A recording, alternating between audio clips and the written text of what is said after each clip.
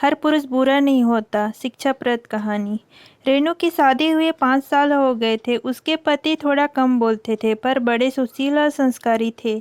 माता पिता जैसे सास ससुर, एक छोटी सी ननंद और एक नन्ही सी परी, भरा पूरा परिवार था। दिन खुशी से बीत रहा था। आज रेनू बीते दिनों को लेकर बैठी थी।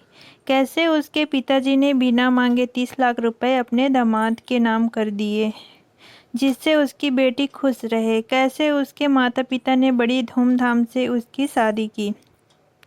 बहुत ही आनंदमय तरीके से रेनू का विवाह हुआ था। खैर बात ये नहीं थी।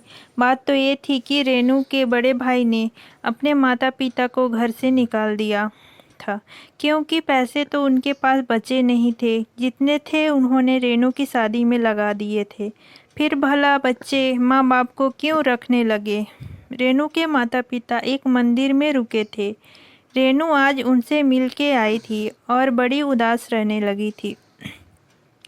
आखिर लड़की थी, अपने माता पिता के लिए कैसे दुख नहीं होता। कितने नाजों से पाला था। उसके पिताजी ने बिल्कुल अपनी गुड़िया बनाकर रखा था। आज वही माता पिता मंदिर के किसी कोने में भूखे प्यासे पड़े थे।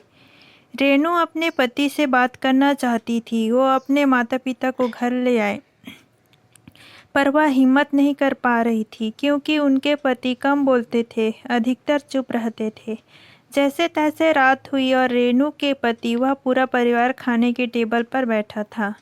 रेनू की आंखें सहमी थी। उसने डरते हुए अपने पति से कहा, सुनिए जी, भैया भाभी ने मम्मी पापा को घर से निकाल दिया है। ओ मंदिर में पड़े हैं। आप कहें तो उनको घर ले आऊं। रेनू के पति ने बहुत कुछ नहीं कहा और खाना खत्म करके अपने कमरे में चला गया। सब लोग अभी तक खाना खा रहे थे, पर रेनू के मुख से एक निवाला भी नहीं उतरा था। उसे बस यही चिंता सता रही थी, अब क्या होगा।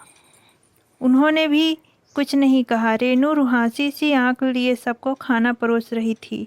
थोड़ी देर बाद रेनू के पति कमरे से बाहर आए और रेनू के हाथ में नोटों का बंडल देते हुए कहा, इसे मम्मी डैडी के लिए एक घर खरीद दो और उनसे कहना वो किसी बात की फिक्र न करें। मैं हूँ न। रेनू ने बात काटते हुए कहा, आपके पास इतने पैसे कहाँ से आए जी।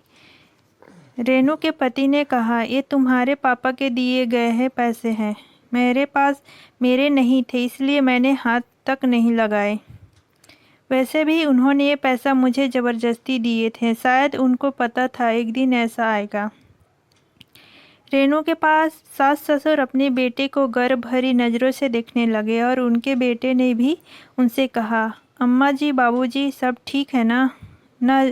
उसके अम्मा बाबूजी ने कहा, बड़ा नेक ख्याल है बेटा, हम तुम्हें बचपन से जानते हैं। तुझे पता है अगर बहू अपने माता पिता को घर ले आई तो उनके माता पिता शर्म से सर नहीं उठा पाएंगे कि बेटी के घर में रह रहे हैं और जी नहीं पाएंगे।